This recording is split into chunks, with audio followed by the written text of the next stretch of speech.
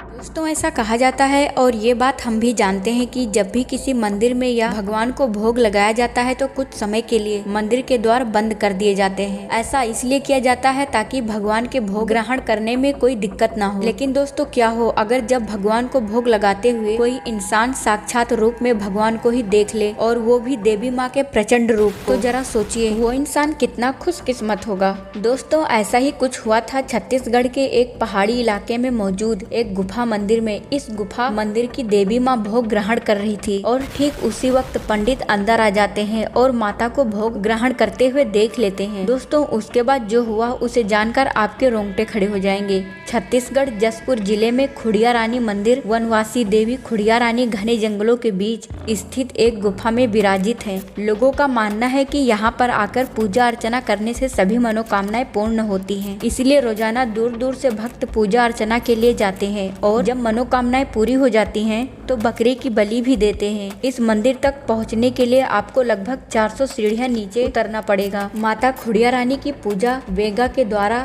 गुफा के बाहर करवाया जाता है। ऐसी मान्यता है कि प्राचीन समय में गुफा के अंदर ही पूजा अर्चना की जाती थी, परंतु एक बार वेगा पूजा करके भोग चढ़ाने के बाद गुफा से बाहर निकल गया। तभी उसे याद आया कि वो अपना औजार अंदर ही भूल गया। जब वो दोबारा गुफा के अंदर गया तो उस समय देवी माँ भोग ग्रहण कर रही थी। वेगा को देखते ही माता क्रोधित हो गई और तब से वहाँ के कपाट बंद हो गए। इसीलिए अब गुफा के बाहर ही पूजा अर्चना की जाती है और इस गुफा के बाहरी भाग में पेड़ों पर मधुमक्खियों का वास है। इन मधुमक्खियों को माँ के सैनिक के रूप में भी माना जाता है, क्योंकि इस मंदिर में जो भी इंसान बुरे विचारों के साथ आता है तो ये मधुमक्खियाँ सक्रिय हो जाती हैं और उस पर हमला कर देती हैं। इसीलिए भक्त इस बात का ध्यान रखते हैं कि उनका मन और चित्त पूरी तरीके से शुद्ध हो। तो देखा दोस्तों माँ की महिमा कितनी अद्भुत है। तो हर हर महादेव लिखकर सब्सक्राइब भी कर लेना।